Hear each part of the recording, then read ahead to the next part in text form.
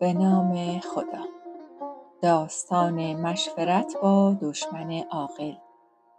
دفتر 4 مثنوی مولانا، بخش 75، از بیت 1969. کسی در باب مشکلی با دشمن خود که فرد عاقل و دانایی بود مشورت می‌کرد. آن شخص دانا گفت: ای مرد نکونام، برای مشورت کسی دیگر را بجوی که من دشمن تو هستم و رأی دشمن به مصلحت تو نیست. برو و کسی را بیاب که دوست تو باشد، زیرا دوست صلاح تو را می‌خواهد. این کار تو چنان است که چوپانی از گرگی بخواهد که از گوسفندانش پاسداری کند و این شرط عقل نیست. من که دشمن تو هستم، بی هیچ تردیدی به جای راه چاه را به تو نشان خواهم داد. آن کس گفت: می دانم که تو دشمن دیرینه منی، اما تو مرد عاقل و با انصافی هستی.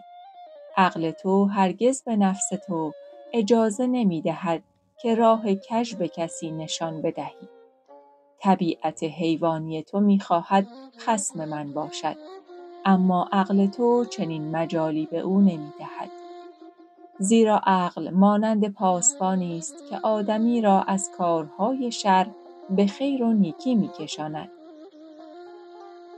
گفت: می دانم تو را ای بوالحسن، که تویی دیرینه دشمن دار من. لیک مرد عاقلی و معنوی، عقل تو نگذاردت که کژ روی. طبع خواهد تا کشد از خصم کین، عقل بر نفس است بند آهنین. آید و منعش کند وا داردش، عقل چون شحنه است در نیک و بدش. عقل ایمانی چو شحنه عادل است، پاسبان و حاکم شهر دل است. دوستان و همراهان عزیز کانال خورشید، لایک، کامنت، سابسکرایب و معرفی ما به دوستانتون فراموش نشه. شرح مختصر نمادها و رمزها. موضوع این داستان همان مثل معروف دوستی با دشمن دانا نکوست. دشمن دانا به از نادان دوست است. مولوی این داستان بسیار کوتاه و رایج را برای بیان بخشی از بحث بسیار مهم عرفانی، یعنی موضوع عقل، به کار گرفته است. انسان احمق فاقد عقل است و چنین وجودی از نظر روانی زشت و رانده شده از درگاه حضرت حق است. مولوی در ادامه به بحث عقل می‌پردازد و آن را شرح می‌دهد. عقل 2 عقل است. اول مکسبی که درآموزی چو در مکتب صبی، از کتاب و اوستاد و فکر و ذکر، از معانی وز علوم خوب و بکر. عقل تو افزون شود بر دیگران، لیک تو باشی ز حفظ آن گران. لوح حافظ باشی اندر دور و گشت، لوح محفوظ اوست کو زین در گذشت. میگوید عقل انسان 2 نوع است. اول عقل مکسبی، یعنی عقلی که اکتسابی است. باید آن را از دوران کودکی با تحصیل از کتاب و استاد و مطالعه به دست آورد. نام این عقل لوح حافظ است، یعنی در حافظه تو هست و بر اثر کوشش و تلاشی که دیگران کردند کسب شده و به تو رسیده است. اما عقل دیگری هم به طور فطری در درون ما هست که نام آن لوح محفوظ است.